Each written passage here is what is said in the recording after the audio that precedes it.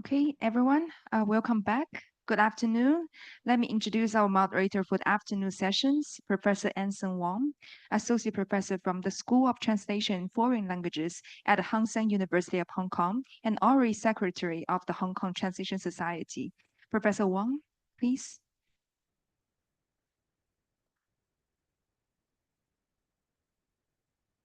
Good afternoon. It is my great honor, to introduce our keynote speakers for this session, who actually need no introduction at all. So consider my job done. I will be very, very brief in this. Okay. So Janice is a professor of the Department of Translation, Interpreting, and Intercultural Studies, and director of LAC at Hong Kong Baptist University. She is an interpreter, a researcher, a CEO, and a poet. Professor De Frank works at Ghent University as a professor of interpreting. She is a renowned researcher on interpreting modes and interpreter-mediated forms of interaction in international institutions, in courts and police stations, as well as interpreting technologies. Okay. Professor Russo is a professor of Spanish linguistics and interpretation at the Department of Interpreting and Translation of the University of Bologna at Foley and current rector delegates for multilingualism. She is our mother in this field, and she's also the member of SUTI and coordinator of the famous EPIC. Okay. Dr. Wong is the Deputy Director of the Institute for Research in Open and Innovative Education and a Senior Research Coordinator of Hong Kong Metropolitan University. His research interests include machine translation, corpus linguistics, and technology-enhanced education. So please join me in welcoming our speakers.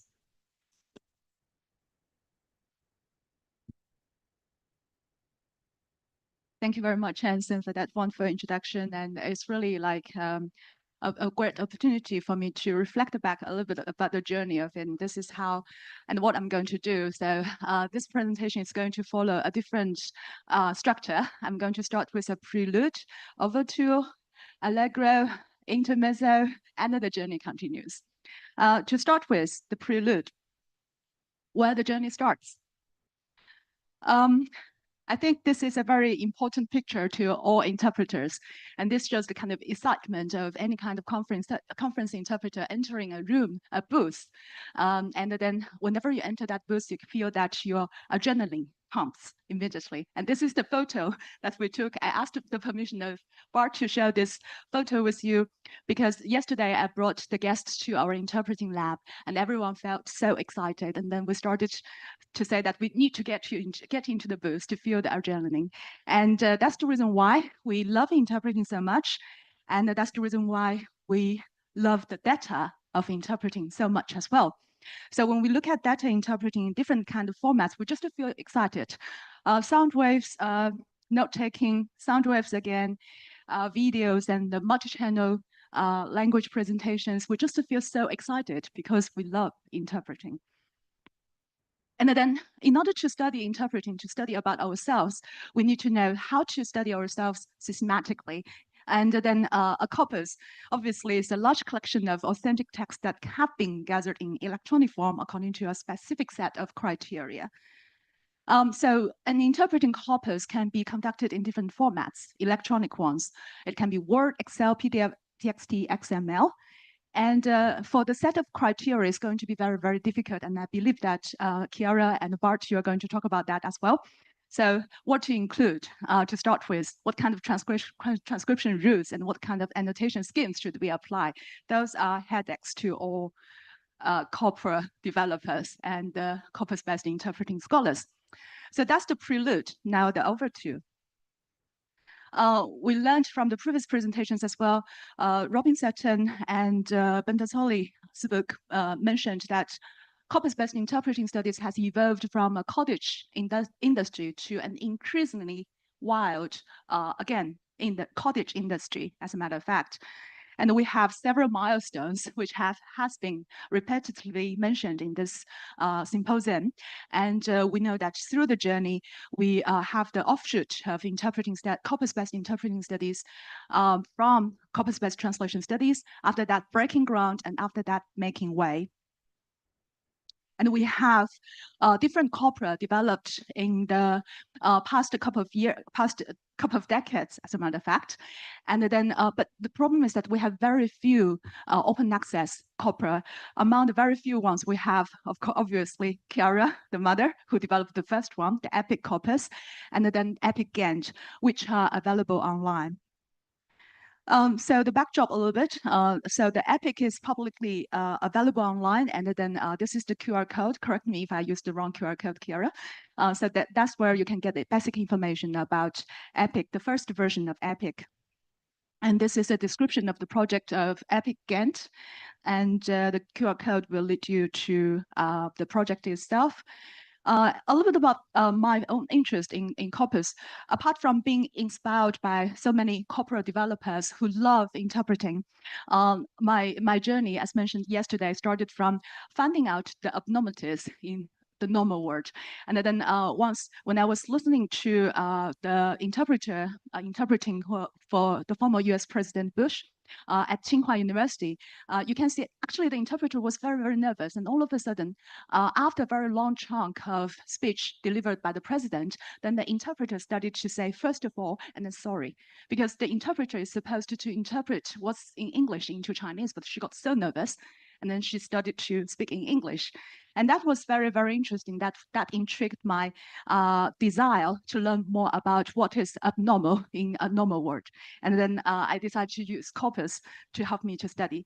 And that inspired me to develop the CEPIC corpus. And this is the QR code to the CEPIC corpus and a brief introduction to it. And obviously, the development of Corpus actually the CEPIC itself took more than 10 years. It's a very long, tough, but rewarding journey because I worked with a lot of people who gave me a lot of inspirations during the way. And then I'm also inspired by a lot of corporate developers. Here's just a list of some of them. And the reason why we want to study interpreting, not just because of love of interpreting, but also because when we look into interpreting, we can look into a lot of interesting things in the world. Multilingual communications, spoken language features, natural language processing, language therapy, intercultural communication, and all different subjects areas, because we shared with our students, you can learn interpreting, and then you can basically do almost everything. Because when you're doing interpreting, you have to be a quick learner, and then you have to learn the subject knowledge very, very quickly.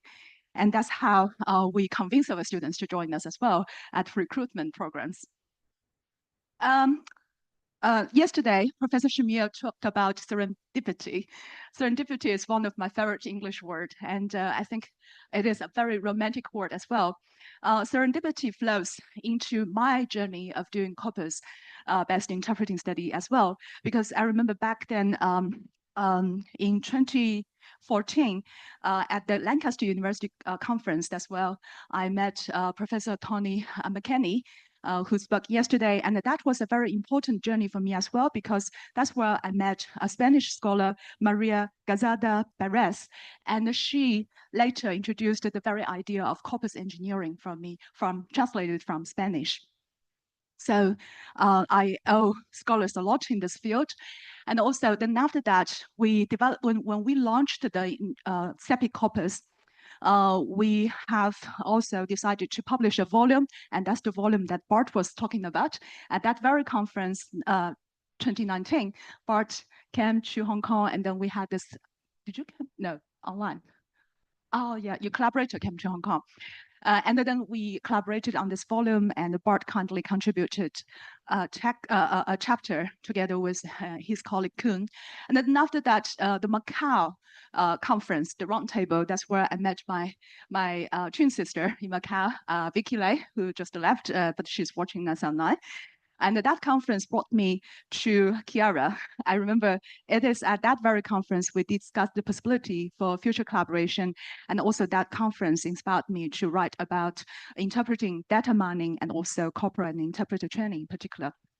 And then after that, more collaboration after the inspiration of that conference. And then we have corporate translation education. And that volume also brought me to my closer collaborator nearby Konglong here, PolyU. And then we got to know the work at PolyU more closely. The serendipity continues. My colleague, Dr. Billy Wang, happened to be doing quite a lot of corpus engineering work with his colleagues, but the purpose was for machine translation in CAT tools. And then after Maria introduced the concept of re-engineering to me, then we have Billy, who happily joined us on this project. And also yesterday, you heard Fernando over there joining us on the team and also doing an MPhil study based on corpus wrangling, the methodology stuff. So that's how we put everything together and into Legro. Well, concerted efforts harmonize, and that's the very rationale for us to look into the project itself. We discussed among ourselves, and then in the end, we wanted to see how an integrated corpus can help us to understand more about interpreting, basically a little bit like from the parole to the long introduced by Professor McKenney yesterday. So the purpose of the project was twofold. So today we're going to only focus on the first part of it because it's just too many things that we would like to share. And this is just a general idea of what the first part is about, basically about integration of the three corpora. And now I would like to introduce Chiara to introduce the journey from EPIC 0.1 to EPIC 2.0. Thank you very much. Thank you for this musical journey. Please, could I share my slides? I'm not allowed to share yet.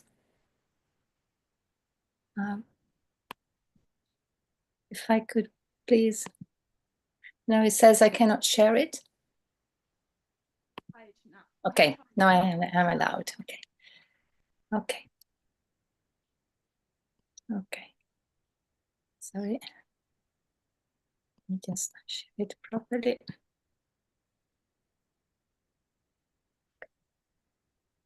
Yes, thank you. Thank you very much. Thank you, June, for this musical journey. Thank you for involving me in your wonderful project and in this serendipity atmosphere. Now, I'm briefly going to present you the EPIC project, then from EPIC 1 to EPIC 2.0, and then EPIC on the Unified Interpreting Corpus platform and metadata implementation. The project that was mentioned several times, yes, took place between 2004 and 2006, and it gave rise to two infrastructures: the multimedia archive, that to say source speeches and target speeches simultaneously interpreted at the European Parliament, and it consists of video and audio recordings and transcripts of the plenary sittings that at that time we could record from the Europe by Satellite EBS channel. Now from the European Parliament website, of course, everything is much easier. We recorded sessions from February to April and July 2004. And the second infrastructure, the one that is accessible and that June mentioned, is the electronic machine-readable corpus, which contains transcribed source and target speeches. And the EPIC corpus is a trilingual, parallel, and comparable corpus of English, Spanish, and Italian. And so it consists of 9 subcorpora. The EPIC 1 size is roughly 180,000 words, mainly was English the main, the largest number of speeches. And the full suite of EPIC, that is to say transcript, audio and video recordings, can also be accessed through the European Language Resource Association, whereas the machine-readable corpus is, of course, online and can be easily accessed by our website. The person involved, as we know, building corpora is really an epic and teamwork effort, and I want to pay tribute to the people who work with me.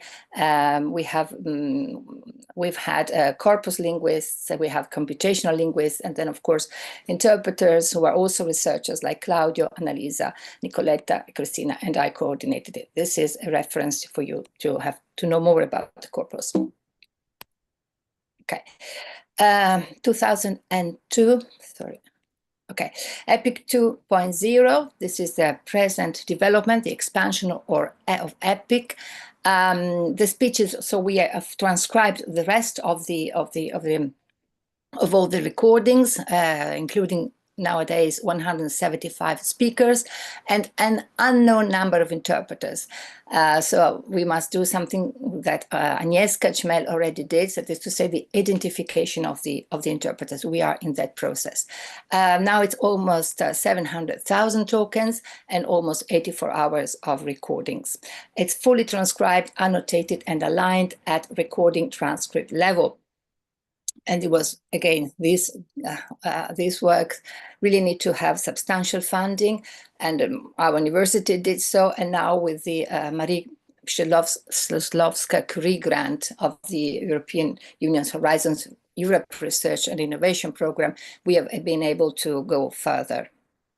The persons involved, the Marie Curie Fellow, Dr. Anna Liu and Marco Lobascio, and again, Annalisa and all the others. And this is a reference for you to know more about the 2.0 of EPIC.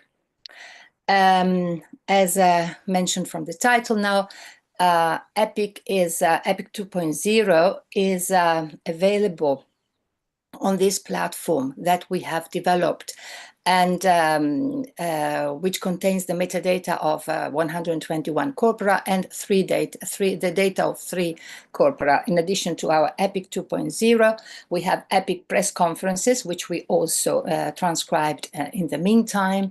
And there is also the corpus developed by Dr. Liu, Nana Liu, which is the speech corpus of interpreted premier press conferences. You can explore this with just, if you click on explore, but you can also contribute to this platform. You can register your metadata, you can register your corpus, and this also gives visibility to the work of other corpora compilers, and you can share the corpus. And of course, this means that, as we were always been saying, it's important, this great effort that all of us have done in producing, in collecting data, and in order to know more about interpreting, it's important to share it and have others, of course, proceed and carry on researches. And then you also, you can also, with this use share data, you have a sort of dashboard where you have you can store all the researches that you have done. You can download data and again, use data to answer questions. Now, this platform has been, here you have the reference to this article that is coming out soon, will be coming out soon, which explains more about the development of this platform and of EPIC and the metadata of this. But I really want to just to say something more about how we developed the metadata scheme, because of course, when I say we, it's mainly Nana Liu with my support, of course, but mainly her thoughts and her work. Because we have thought a lot about how to really go about it, what is really that is needed in our field, and that so compiling corpora has to abide by or comply with certain principles that are nowadays quite common in the data management and stewardess world. That is to say, the FAIR principles, that is to say, data have to be findable, accessible, interoperable, reusable. I remember when we first developed EPIC 1, we could collaborate with Miriam Schlesinger and Noam Orden. So we could send our data to them for them to work on those in their platform. So it is very important to have data that can be interoperable and, of course, reusable for other researchers. And another principle is the CARE principle, which is to say data have to serve collective benefit, authority to control. In other words, if one of the person that is interpreter or whatever who has been involved in and is in the corpus feels that he doesn't want to be there, so he has the opportunity to opt out. So this is very, very important. And also responsibility and ethics. This is because there are also corpora of indigenous languages, there are privacy sensitive settings, child language brokering. Now corpora now really involve very many settings, and some of them are really, really sensitive. This development took place following this value sensitive design. That is to say, you know, that we have also in mind always who are our stakeholders, both direct and indirect stakeholders. And so we start from the conceptual, as I said, the principles, then the technical part, of course, the development of the infrastructure, and the empirical. And this very last slide is the empirical part, how to define metadata. What are really the compulsory data, metadata that help us describe our data as best as possible. So we carried out this search based on 29 publications and 14 web records. When we did an overlap and gap analysis, it is to say, overlap is, you know, we went through these publications and we found that certain metadata had different labels for the same entity. For instance, mother tongue and a language for the same one. So we try to, sorry, I just made me overlap. So that means exact and partially matched synonymous and related terms and categories used in more than 50% of the metadata collected. And gaps, that is to say, what is in the data of more than 50% of the corpora, but that are not found in the metadata. So there's, I beg your pardon, based on this exercise, we ended up, sorry. Okay, we ended up with this meta schema. Okay, that can also be accessed through this link. So it's 95 elements in 10 mandatory components. That is to say, information about the corpus, the name of the acronym, the event, the actor, the target text, transcriber, annotator, annotation, source text, interpreter, and alignment. So this is really, we feel, Nana, Liu, and I feel that these are really the basic descriptors of metadata that have to be included in a corpus so that to be shared and made known by everybody. So this is the end, and I thank you for your attention.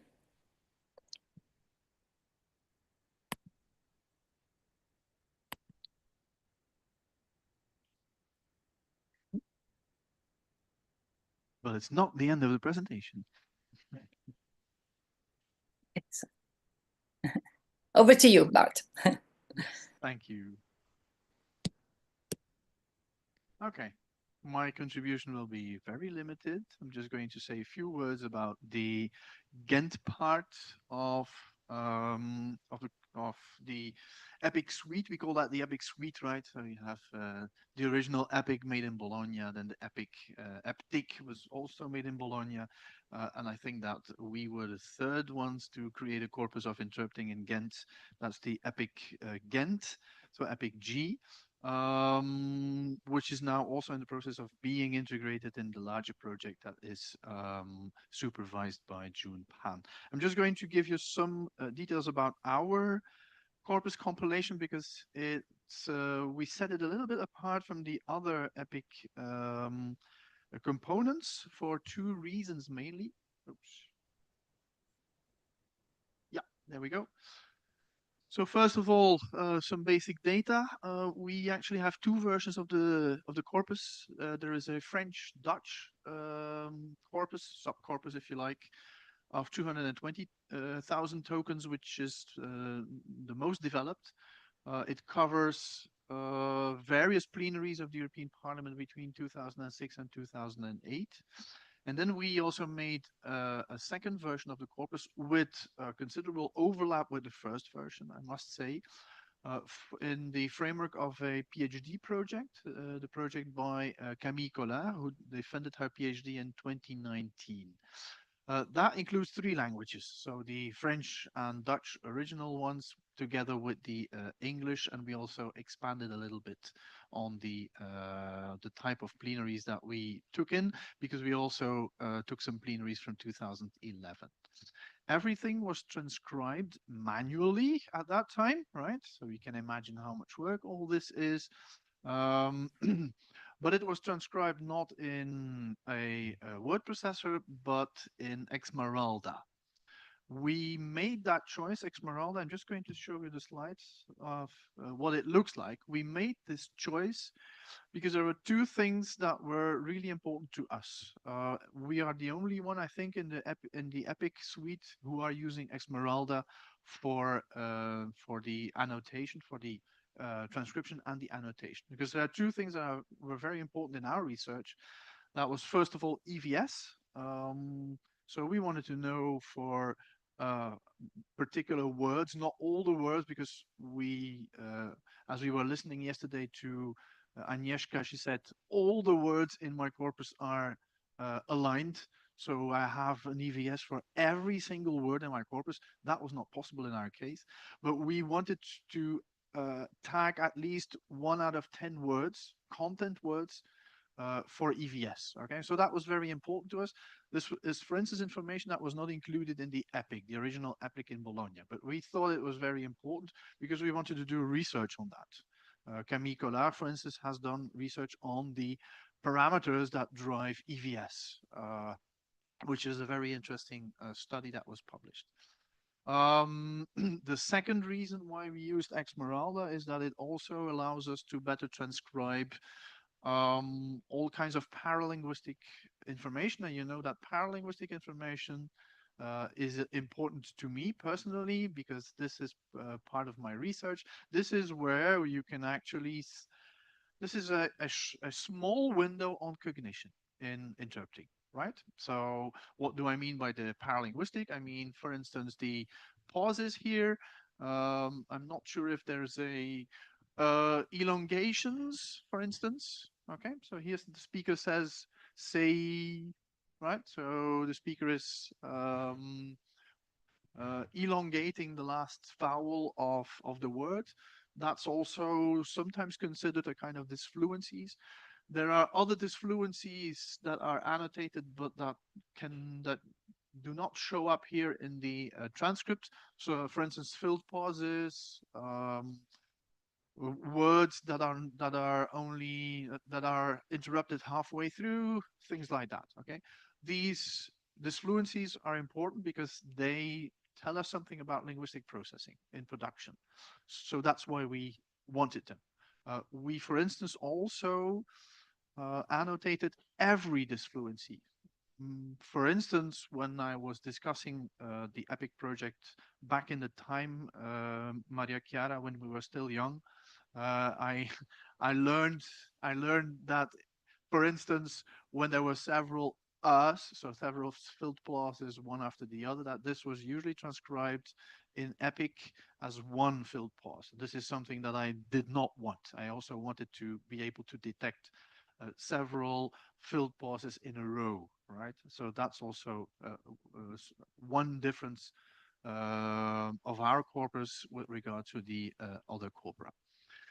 And that's the reason why we used Exmaralda. We could have used Elan as well at the time, but I mean, this goes back to 2011. Elan was not at the stage where it is in now, so it was much more limited. And we thought that Exmaralda could do the job. This poses challenges, obviously, for its integration into the larger project. I mean, it doesn't really pose challenges because you can easily export this to all kinds of formats. So that's not really the problem. And Fernando, I think, has very good ideas on that, on what the kind of exports are that are allowed here. But poses challenges in terms of alignment with the other corpora, because we have done things sometimes differently than other research centers. And that's basically what I had to say about Epic Ghent, I think. Okay, so over to Chula. Okay. So there he is. Good. Thank you. Thank you, Professor. Thank you. He's not on the original author list, but I forced him into it. Well, good afternoon, everyone. Sorry. As a member of Interlink, I'm honored to lead the expansion of the EPIC-G project, the European Parliament Interpreting Corpus at Ghent University. Let's explore our vision. First of all, EPIC-G is a transformative effort to expand Ghent University's interpreting corpus. The goal includes converting audio and data into Xmorada format, collecting and transcribing audio from the European Parliament, aligning text with speech signals, annotating for time, parts of speech and syntax, and finally storing everything on a dedicated platform. This pilot is a vital step toward advancing global interpreting research. Interlink, a Hong Kong-based language tech startup, drives this innovation. Specializing in text, voice, and image solutions, we deliver tailored AI tools for exceptional efficiency and accuracy. As an honorary member at Interlink, I've seen our team's customized solution, like the rule-based coding to standardize interpreting audio collection and pre-processing, and AI-driven tools to scale recognizing and tagging of the audios. This all helps streamline EPIC-G's workflow. Actually, our success hinges on human-AI collaboration. We leverage OpenAI's Whisper from scratch, an open source speech recognition tool with top-tier performance. Interlink then customized Whisper for EPIC-G using community-driven word-level timestamps to capture nuances for the precise Xmorada output. From the community and for the community, we engage top students and alumni to refine AI results, ensuring scalability and pinpoint accuracy for high-quality corpus. At Interlink, I'm committed to expanding EPIC-G through this collaborative solution, connecting technology and talent to build a robust interpreting corpus. Thank you. Now back to Professor Tan. Thank you very much. That sets up the key and helped me to save time for the rest of the presentation very much.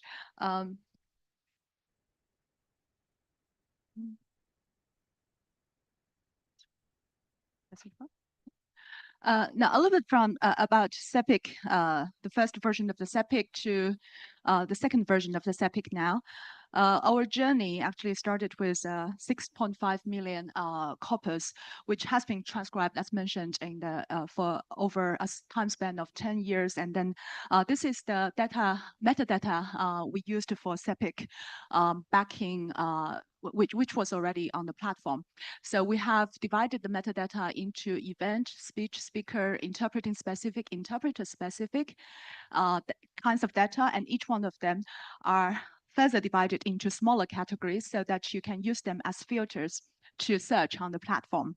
This set of metadata has been published in a previous publication, but I would like to elaborate a little bit further on the transcription rules, because for interpreting data, transcription is the key, because that can allow us to look at the nuances of the language. For SEPIC, I'm talking about the first version of the SEPIC. We have included extra linguistic or paralinguistic information such as laugh, interruption. We even included like interruption and also raising tone, clearing throat by the speakers. So those are all searchable terms within the current SEPIC platform. And for gap fillers, we differentiate in between the Chinese ones and English ones. And for the English ones, there are 4 types of them. For pauses, we categorize them into 4 different types for the ease of search, so that researchers can simply search like long, intermediate, or even longer or much longer pauses for their research purposes. And all of them, again, are searchable through the current SEPIC platform. Again, for the previous version of the SEPIC, we have repetitions and self-corrections documented in this way. Special cases, many of others documented in a different way. And I'd like to showcase a little bit the kind of transcription of the Cantonese version. So actually, when you look at the left, you're looking at the transcription of the Cantonese spoken language. I showed the the words actually highlighted in red here, you see they do not show in the second line, which is the written format of the spoken Cantonese data, traditional Chinese. So they do not appear at all in the written format of the spoken data. And then if you look at the blue one, Binghai, that is actually a connection word which is transcribed entirely differently into the second line, which is again the written format of the spoken data. And the last but not least, the last line is actually the Putonghua version. So you see the challenges posed to us, and also this poses challenges to POS tagging as well. That's why we developed a kind of semi-automatic process to fix the POS tagging system, because the accuracy rate was very, very low using pure automatic method.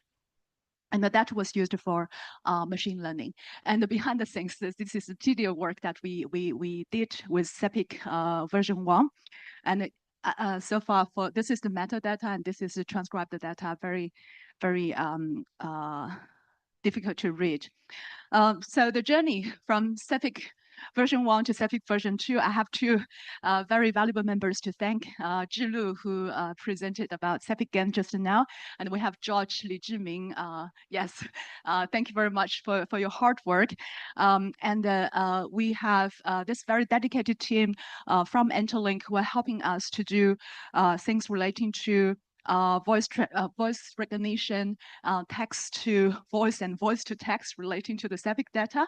And we are incorporating the latest technology and using CEPIC version 1 as the learning data to help to refine the model so that we can make adaptations to the second version to make the job much easier for the current version. So the expansion covers from the year 2017 to 2025. And the size, we expect it to be definitely over 10 million. And the annotation scheme is going to be further refined. And then the purpose of it is definitely for data integration into the three corpora. So how AI is employed. So starting from the collection of data to the kind of data transcription and annotation, we try to employ latest technology. So this is just an example of how we change the current format of data collection. So instead of doing manual copying, Zhilu helped us to develop a method to do automatic text extraction. So we use CEPIC, again, version 1 as the learning data, extracting all of the similar URLs, and then we systematically recording and then collecting all of the URLs for traceability in CEPIC version 2.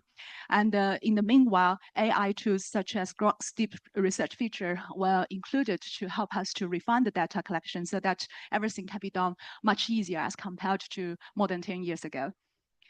And also for metadata generation and automatic transcription, we learned from the previous examples. And then again, we use CEPIC version 1 as the learning data for annotation and transcription. So this is just behind the scenes. So we use the previous data, including sentimental analysis as kind of learning data, and then we use that to automatically code the current data that we have. Building synergies. Borrowing from the procedure of data mining in particular, the journey starts from the comparison of the CEPIC, EPIC, and EPIC GANT data from the topic, interpreting mode, language combination, year span, etc., to the kind of metadata comparison, POS tagging, and also the kind of transcription rule comparison in particular. So this is again an ugly table behind the scenes that we're still working on, but this shows the kind of synergies that we have there. Comparable terms, like Chiara just mentioned, sometimes different terms were used, but they are actually comparable. So this is the key moment. What might the integrated platform might look like? Actually, Chiara asked me the question earlier this month. I didn't know as well. Last night, thanks to George's help, we visualize the integrated platform, and we would like to give you a surprise and then launch it here. So this is what the integrated platform might look like. The first one, please. Yes, so the integrated platform, we tentatively, thanks to George who suggested, we call it IPI Corpora. integrated platform for interpreting corpora. So basically, we borrowed a lot from the infrastructure of the current SEPIC design. And if you search the SEPIC, those are the filters that we mentioned earlier. And again, back to the screen, you can see how the SEPIC can be used for keyword search, word collocation, and then, as mentioned, expanded keyword in context. I won't go into details of that, but I would like to, like Chiara, thank the group who dedicated to the 6.5 million, and they have the pictures shown here as well. So we borrowed the structure of the SEPIC platform, and this is agreed among the team members, Chiara and Bart. So this would be like a general platform where we can see all of the 3 corpora in one go. So you can choose one of them, or two of them, or all of the 3. And then you can do the term search, and you can choose the languages. So different. So this is just a demo version of the platform that George made it last night. Thank you very much, George. And what is interesting is that here, Bart, you mentioned about audio data. We're going to include them onto the platform as well. So none of the data in the original corpus is going to be lost after the integration. So basically, it's expansion. Whatever is included in the original data set is going to be represented here, although it doesn't look exactly like what we hope it will look like, but this is just a demo version to show what it might look like. And then of course, similar to the previous SEPIC corpus, you can have the about information, how to use information, and you can actually do the search. And what is important is that you can actually upload the data to the IPI corpora. So if your data, we will give you a special like formula for you to fill your data in. If it fulfills any of the format of the data that is compatible to the IPI corpora, then you can automatically upload your data, and then your corpus will appear behind the 3 corpora, and then you can search them in one go, or just to choose your own corpus to search. So can I get back to my slide? I'll take another 2 minutes to wrap up.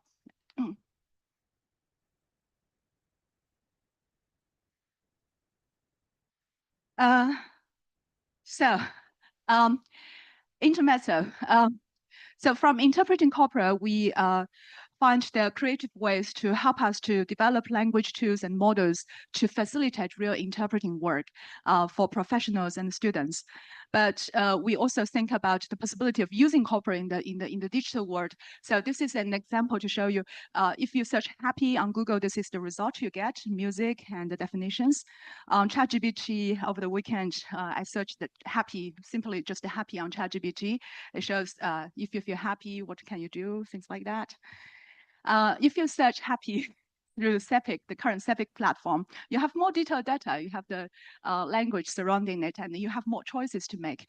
So the corpus is different from what we, like AI or Google, in the way that is structured and is high quality data. So the most important contribution of corpora work nowadays is that if you want to have really rule-based findings, high-quality data findings, corpora are still much needed.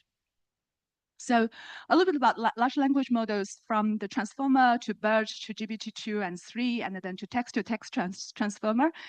We see a lot of similarities in between LM and corpora work because they treat text and then back of words and also web as corpus. Those are milestones in the development of corpus-based studies, and then they are key terms in large language model development as well. So basically, corpora can be treated as the foundation of training for large language models and then source of knowledge and skills. But we have to be careful because that can be a source of bias and a definer of limits. That's why Professor McKinney's talk yesterday is very, very important. Representativeness, accountability of the data itself is very, very important.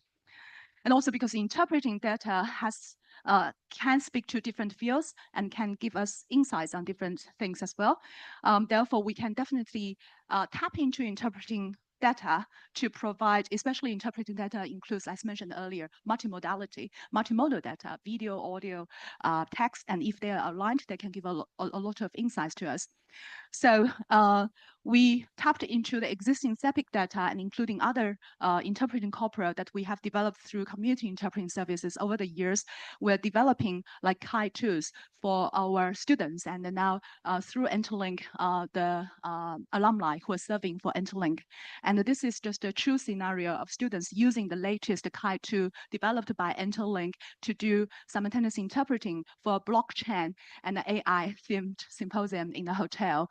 And as you can see on the screen, we have the Interlink platform, which helps them to see the transcription terms at the same time simultaneously. And like Bart mentioned, actually, they need to have a choice. So we give them the choice to switch off and switch on and to show how much they want to have for this kind of Kai tool. Of course, before every task, we train the students to do this. So this is what Interlink is working on through the kind of data. And then Zhilu appears again. We're using interpreting generated or related technology to help us to empower marginalized groups. And this is one of the symposium that we used the Kai tool again for rare disease. And then Zhilu is helping with the interpreting facility management maintenance.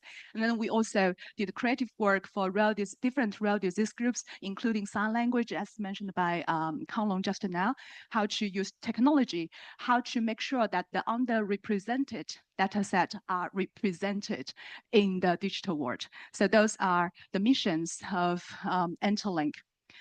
A little further about the kind of data we showed you a little bit earlier about theoretical input. Methodologically speaking, we can also use large language models and AI technology to help us to analyze the data in a creative way. So that's the next stage. I have to stop now. The journey continues, but I have to stop. But the biotic future is that we hope that high quality, balanced, and well annotated corpora can be used for fine tuning and evaluation. And we hope that we can have less biased and more factual LLMs represented by more underrepresented data. And then LLM can be used as ultimate tool for corpus analysis and ultimate corpus to be analyzed. And this is the future journey for ACIS, hopefully sustainable cottage industry from here on. If you want to ask questions about data sharing and exchange, which we didn't have time to cover. Thank you.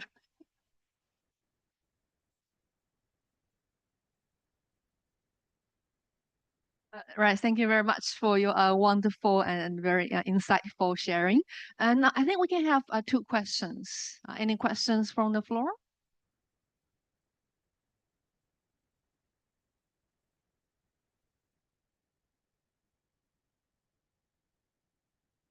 All right, if I may, I'd like to know what is the biggest challenge that you have encountered in re-engineering your corpora?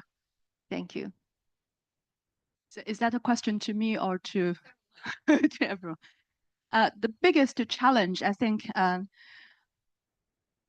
well, every step is a challenge because to start with, you have to build trust in between each other because data is valuable for every researcher, and we have to make sure everything is shared in a like Kiara mentioned, in a fair way, and then accountability is very, very important as well. How the data is used. So that's why for the demo version we showed to you, all of the data are watermarked. With the original resources, and then we don't want it to lose its original identity. So the data is still going to be owned by the original corporate developer. That's very, very important. That's very important in the AI age as well, because in our university, we are collaborating with different companies on the future for data expansion for different types. So one of the most important things that we discussed is that, for example, in film industry, so if you want to actually, we're in discussion of a Wang Gawei movie project, and then if the original movie's script is produced by Wang Gawei, it has to be tagged by him, even though AI is used in the process. So this goes the same with corpus as well. So I think the shared framework, a little bit about the data sharing here. So that's why I took time to introduce the journey, the serendipity, the journey that helped us to get together, helped us to build a certain kind of trust in each other, that we are not going to misuse each other's data, and the data authority and data ownership is going to be respected in this entire process. Bart, do you want to say anything about it?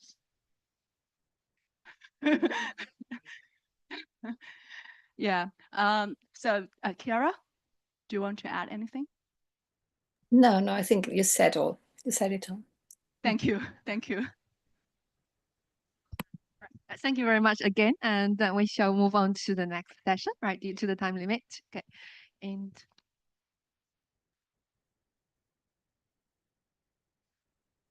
it is my great pleasure, right, to introduce to you to our next speakers, Professor Lee, who is with us online, and Professor Liu here, from Hong Kong Polytechnic University. Hello, Professor Lee. Hi, can you hear me? Hi. So, Professor Lee also serves as the chief editor of Translation Quarterly. His main research areas include corpus-based translation studies, empirical approaches to translation process research, okay, as well as translator and interpreter training. And Professor Liu, from the same institution. His research focuses on empirical approaches to translation studies, AI application in translation and language research, corpus-based translation research, and studies on the translation of Hong. So I will not mention the many publications that both of you have, guys. I'll give you valuable time for your sharing. Let's give a big welcome to Professor Lee and Professor Liu.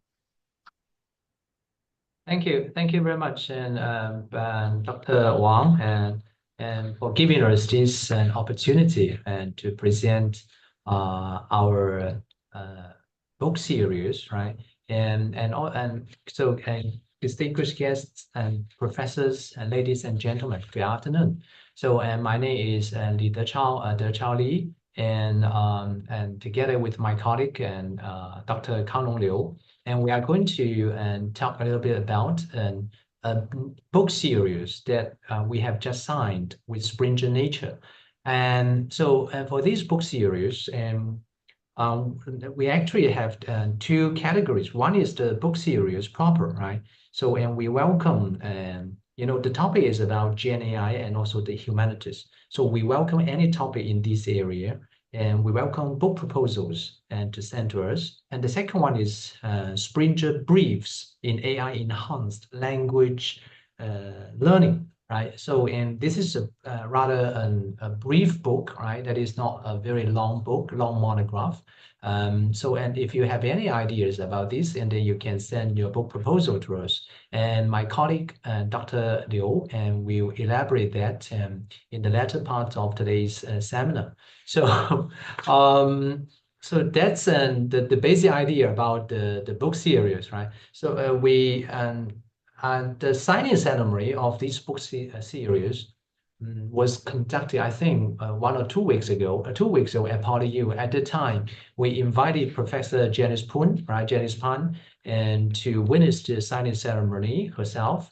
And at that time, she invited both Carlo and me, right, and to say something about our book series and for this advanced corpus-based interpreting studies conference, right? So, and we were very happy that we have this opportunity to share this with all of you.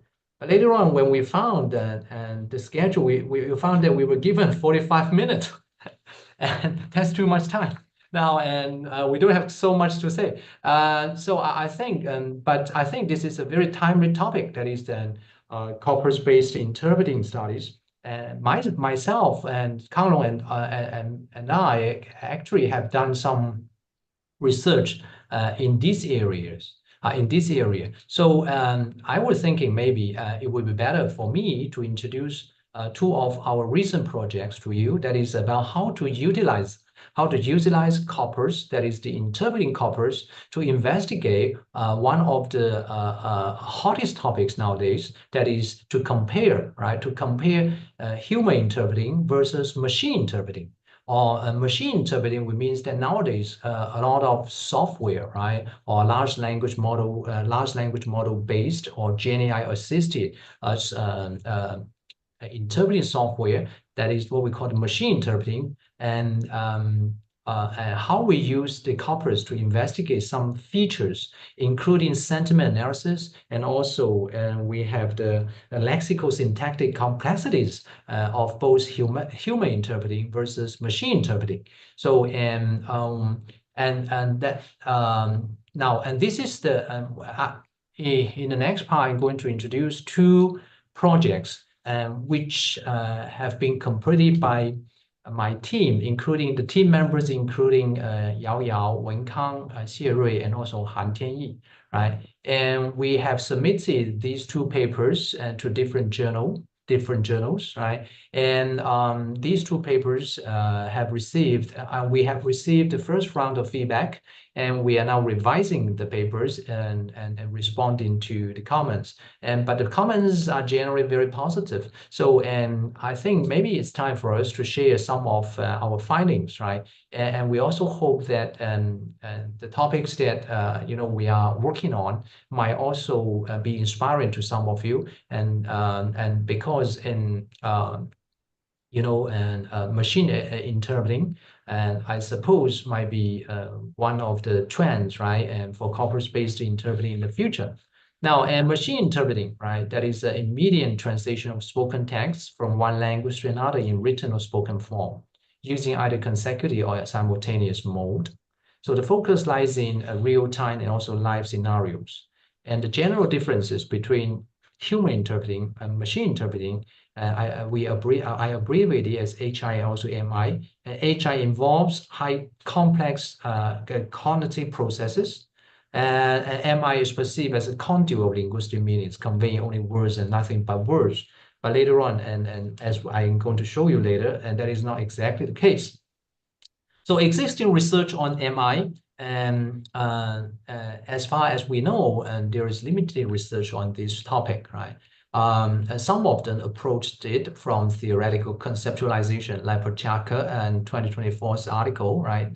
And he proposed a three-dimensional analytical framework, and including immediacy, embodiment, and agency. And he wanted to see whether machine interpreting is really a form of interpreting. So he proposed this theoretical framework. And also we have some other scholars opposed it from the cognitive dimensions. And their findings being HI more front, adequate, and clearer, while MI, that is the machine interpreting, being more informative. And some of them investigated, some scholars investigated the linguistic features of machine interpreting. And so they applied quasi machine interpreting using MMT, that is the neural machine translation systems, but they are not exactly the machine interpreting, right? So they are in fact machine translation.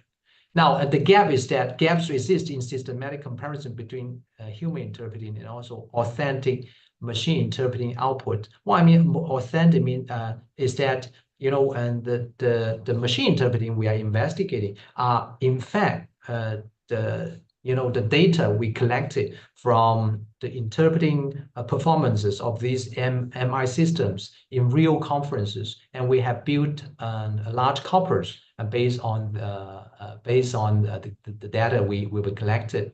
So our two projects, the first project is to investigate sentiment mediation in human interpreting and machine interpreting. As we know, interpreting involves communication between original speaker and also and also the target audiences, right? And for human being speech, naturally, and it is full of emotions. Now, and we want to compare, the degree of the involvement in terms of emotion, right, between human interpreters and also the machine interpreters, right, when they are dealing with these sentiments.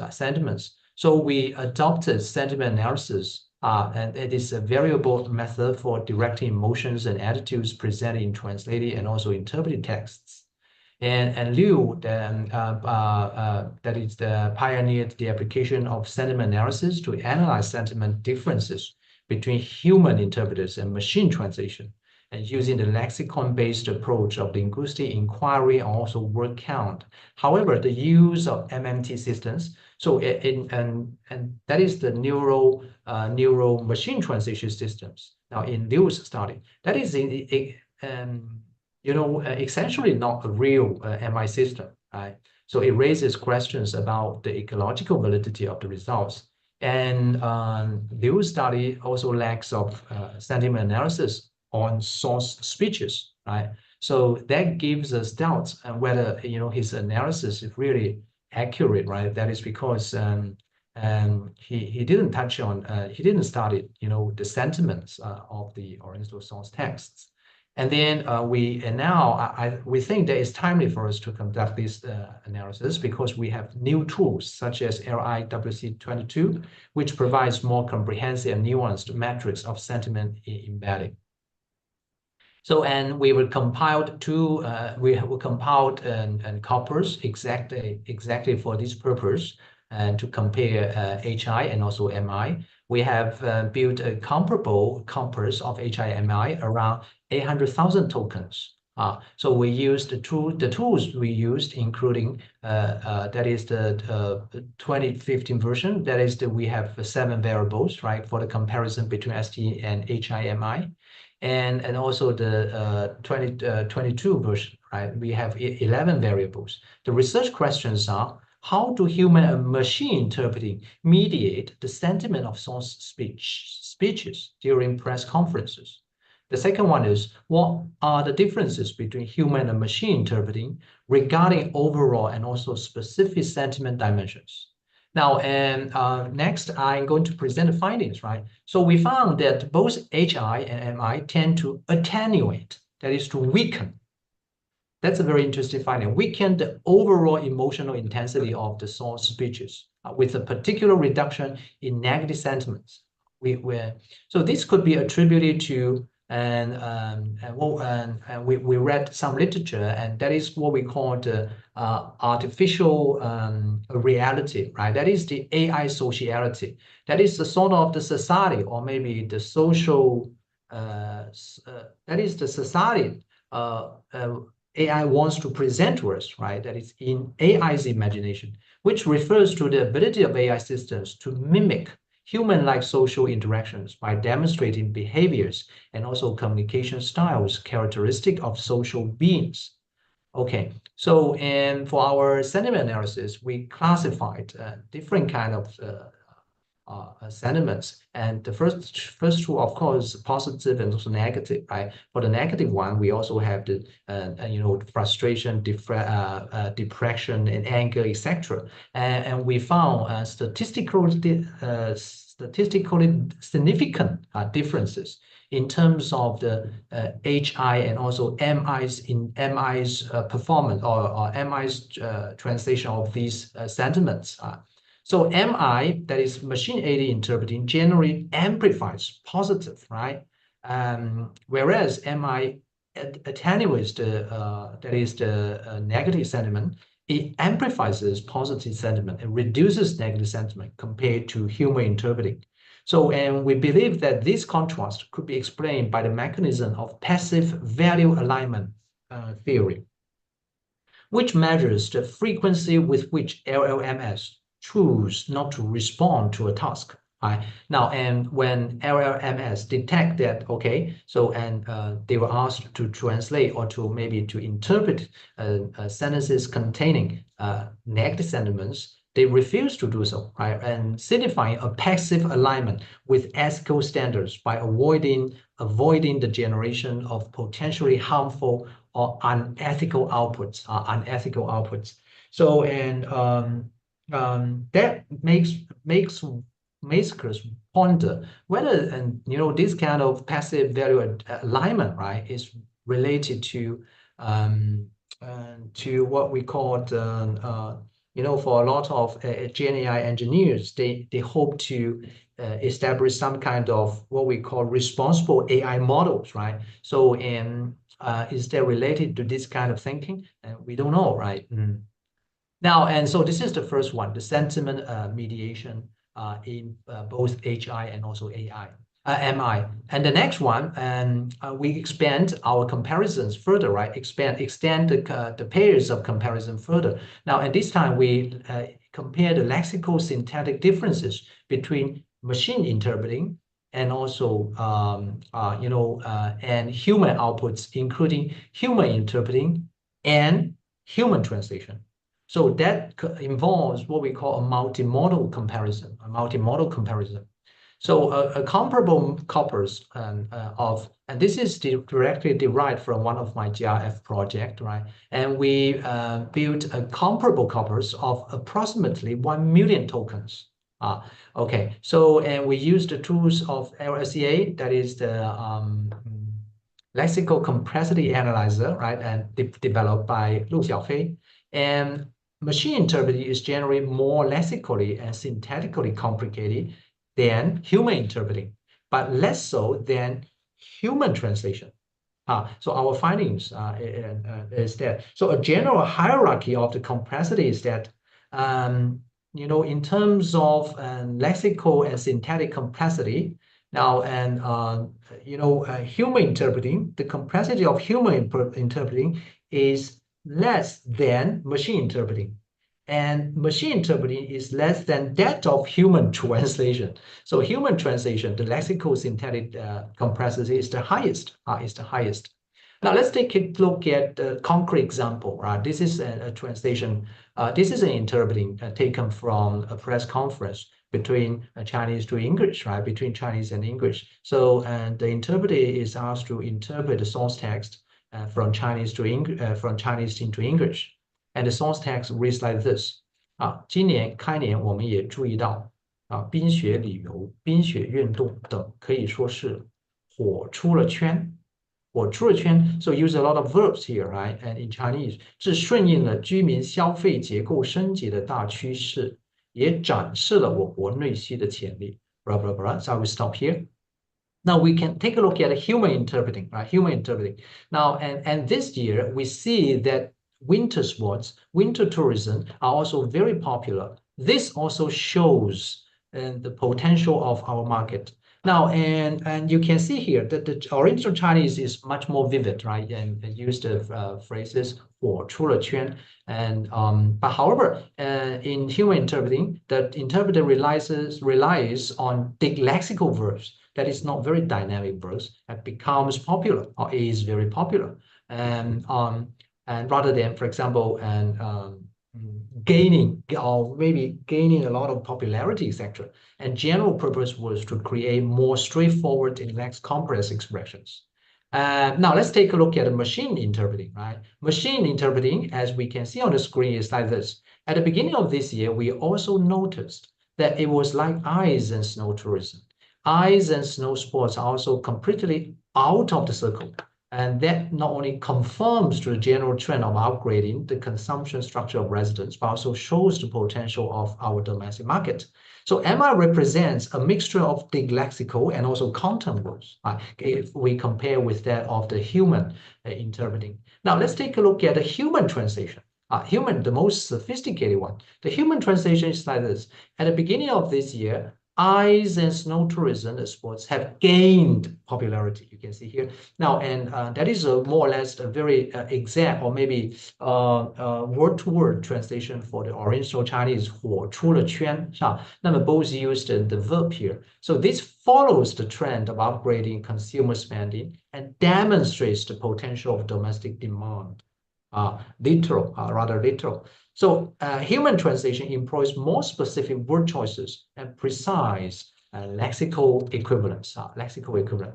So, and when we compare these two, machine interpreting and human interpreting, now, and the advantages of machine interpreting, of course, is the advantages include immediacy, exemption from cognitive constraints, and rich training data set, right? These advantages include cognitive latency trade-off and data biases, right?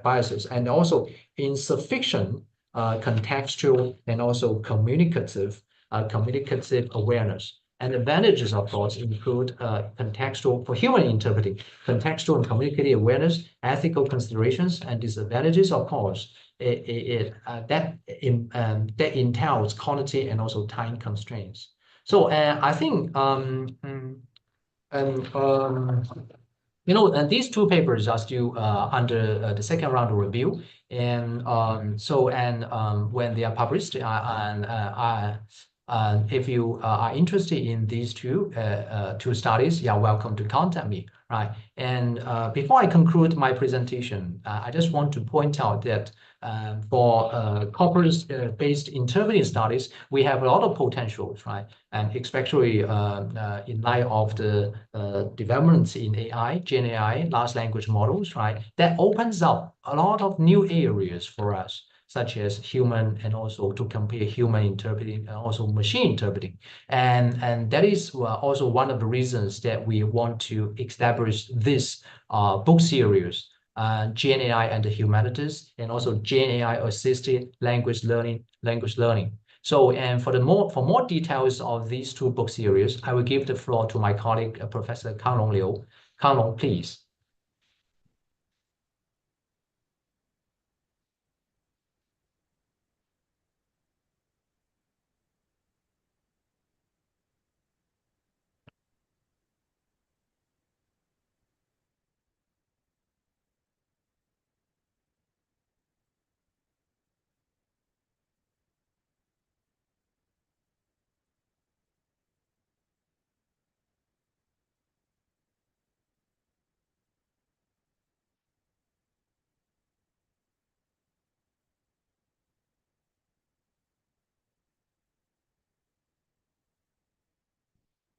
Yeah, oh, can you hear me clearly? Okay, as Deqiao has just mentioned, okay, 45 minutes is a lot. So I still need to give you some background, okay, about why the book series were kind of rolled out, okay, last month, right? Last month. As a matter of fact, at Hong Kong Polytechnic University, we established the first program is called Master of Science in Generative AI and the Humanities. You can see that the title of the main book series actually have the same name, okay, right, as the name of this program. Last year, we admitted the first year cohort of MA, actually it should be MSc, okay, students, Master of Science students. So this September, we already have the first year of graduates. And it turned out to be quite popular. And this year, we have already accepted more than 1,000 applications, but the quota is only 60. So you can see that it's highly competitive. Yeah, highly competitive. Yeah, we have already exhausted our quota last month. Last month. So now I keep receiving these inquiries, emails, from our applicants affirming their interest in the program. And I asked Deqiao, I said, you need to give us more quota. Yeah, but Deqiao said he's still struggling, okay, with the university management. So that is practically the background, okay, why we have this. Basically, we see that translation, okay, right, as a matter of fact, okay, right, we already at Hong Kong Polytechnic University already see a decline of applicants in translation programs. So the university management and also including Deqiao, okay, we did some innovation in terms of the curriculum or program design, and so that's the first program to respond, okay, to the threat. I would say, okay, to the threat or challenges and opportunities posed by AI or large language models. Oh, sorry. Okay. Yeah, we have the program. The program is hosted. You see, there are two keywords. One is generative AI and the humanities. You see, it's hosted by our department, and with the help of several other departments, especially Department of Computer Science, okay, computing, and also School of Design, etc. But I just want to highlight, that humanities is still the core of the program, practically because we are the host department for this program. Yeah, see, we have students that need to be trained with computer programming, computational linguistics, etc. And based on the survey or from the first year of students, the feedback, okay, right, the response is quite positive. It's quite positive. I'm not going into details about this. So, yeah, because we have this program, and so Dochao and me were thinking that maybe we can, like have this book series. As a matter of fact, okay, like Professor Chen also mentioned, we have our first book, translation studies in the age of artificial intelligence, co-edited with Sun Sanjun and also Ricardo Morato. Yeah, and that book, yeah, because at our department, okay, we have long been doing some research since AI, or say ChatGPT, came out in late 2022, right? 2022, and yeah, so we were actually quite early to respond, okay, to as I said, okay, the threat of AI, yeah, by doing some research in the field. Yeah. So for the book series, okay, there are two main parts. One is the main book series. This series, okay, aims to advance scholarship in the section of Gen AI and humanities. Yeah, so we have 4, okay, right? Methodological innovation, like the 2 studies mentioned by Dochao just now. And also we are interested in empirical applications, documenting like rigorous empirical studies, etc., related to the field of, the practical implementation of Gen AI and teaching ethics, as well. Yeah, and cross-cultural integration, because you see in our program, okay, we do not just focus on translation, and we also have themes, or we say courses related to linguistics, cultural heritage, etc. So if for those, okay, if you're doing research related to the use of AI, the application of AI in literature, linguistics, film studies, etc., you are also welcome to approach us, okay, if you have any like book proposal. Yeah, and another one, okay, a keyword is societal impact. Yeah, so examining how Gen AI enhanced humanities research contributes to the broader social goals. Yeah, and I think that is also one area that is worth exploring, because in less than 3 years, we already see everybody is discussing AI. I remember after COVID, okay, the first conference we went to attend in China, in Shifu, no one was talking about AI, and we were the first, okay, right, to give, I think, a presentation on how we can use AI and then integrate it to translation, teaching, and for pedagogical purposes. Yeah. So target readers, yeah, I think I will skip that here. Of course, many, okay, many. And the key areas of focus are computational linguistics, translation interpreting studies as well. Yeah, so for us, okay, right? Yeah, we think translation interpreting scholars, and if your research touches upon AI, yeah, you want to produce a book, yeah, surely this book series is worth considering. And literature, historical studies, yeah, cultural studies, media studies, etc. Dochao is the chief editor, main chief editor, I would say. Yeah, there's no need to go into details, and I serve more or less as an assistant. And we approached some people in the field, such as, including Janice here, and some of the professors I briefly discussed, because at the time it was still a proposal, but we need to issue an official invitation for them to join us as executive editors and also in the advisory board. Yeah. Right. Yeah, some people here. And we also have some people working in the field of computational linguistics at Hong Kong Polytechnic University, and also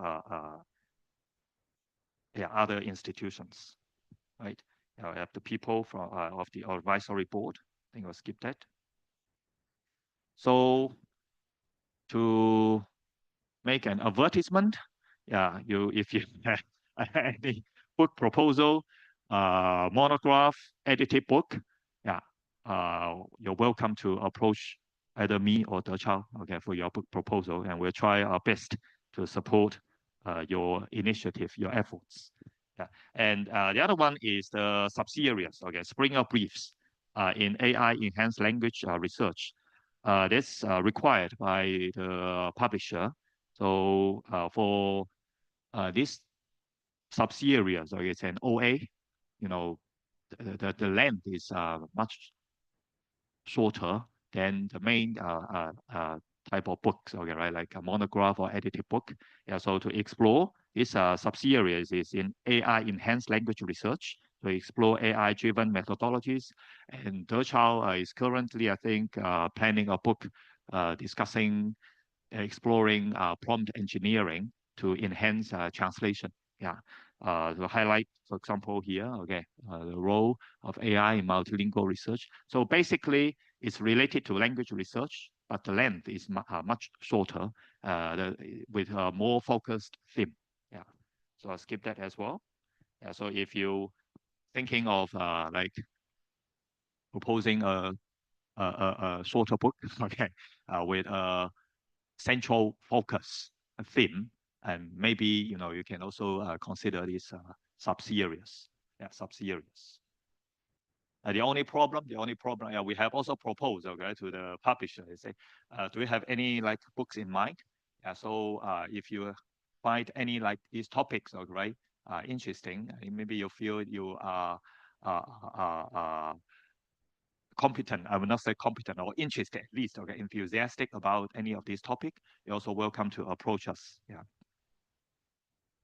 All right. Yeah. So there are some, as I said, okay, right, there are some oh, we still have 5 minutes. Very good. Yeah. Yeah, opportunities, and I would say more, okay, right, like challenges. At least I anticipate, okay, and in the first 5 years, I think in people working in the academia, and we are more anxious about the threat of AI, like people are losing jobs, okay, not just translation. The other day, I discussed also with Ling Qing as well, okay, people are working in legal studies, in law. There are not as many job opportunities these days as well. So basically, the idea is that people who know AI will always perform, okay, right, or feel better than those who do not know how to use AI. I think that's also a concept that we have at PolyU, and when we are designing the program, yeah, that program. Yeah. So yeah, academic impact, educational impact, I think, yeah. So that's all. Thank you. And if you have any questions regarding this book series, yeah, any questions, I think I can answer. Yeah, take some questions.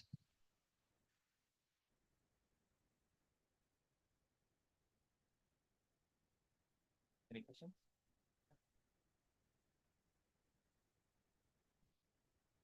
这个意思其实是卖广告 ，OK。如果你们有感兴趣的，真的可以 approach 我们啊。Thank you so much for this really informative presentation. I actually have a question about the 2 research projects, not really about a program, even if I do have a book proposal, but let's talk about it later on. Okay. My name is Rosetta from Middlebury Institute. I do have a R&D background of integrating all kind of AI API. AI APIs. Yes. I have a question about the difference between machine interpreting and machine translation. According to my understanding, there isn't any real machine interpreting for now, because all these machine interpreting systems used in real conferences are actually transcribing the speaker's speech and then machine translate it and then read the translation out loud. In that case, it is basically just machine translation. If there is any latest technology which is not working in this way, please correct me, because I don't know. I feel like basically they're just reading machine translation out loud for now. But however, it is very important to classify the difference between NMT translation and the translation provided by transformers, because they are different. They're all AI, but NMT translation and large language model translation or transformer translation are based on different architecture. So there are definitely literature review about NMT research as machine translation research, but I do think it is very important to to recognize the difference between NMT translation and large language model translation or transformer translation. And I hate the fact that people talk about it both as AI translation or like make the word really vague. So to start with, I do not know whether or not there is a new I think kind of I know machine your, interpreting I can research, get your right? questions very well. Yeah, Yeah. yeah.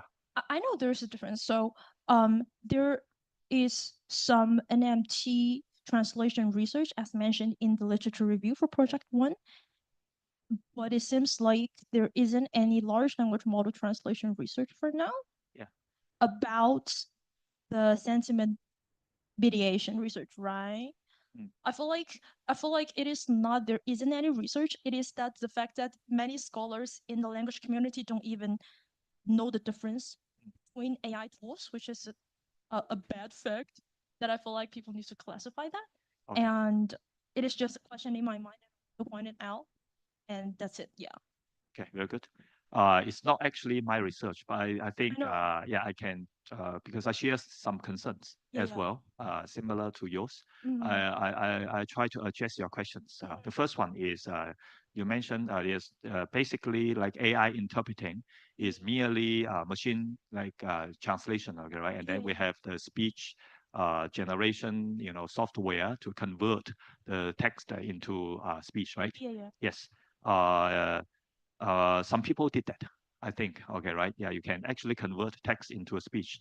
But with the recent technology, I think like iFly Tech, actually the foundation of the working mechanism is we try to convert text into a speech. That we cannot, you cannot like do speech from speech to speech. That would be impossible. Okay, right? So it depends on we're trying to see the constraints. The major constraint is that do you do the translation and then try to convert the translation into speech without time limits or without time constraints? I would say that probably you would treat that as more like written translation than interpreting.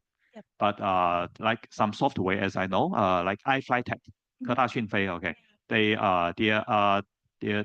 of course, okay, they need to recognize their mechanism is also works like that. They recognize the speech and then convert that into text. Yep. They translate the text into text and then convert text into speech. But the only issue is they need to take the time constraints into consideration. Yes. Because otherwise, okay, it will be impossible to produce fluent speech. If I speak really fast, okay, right? Yes.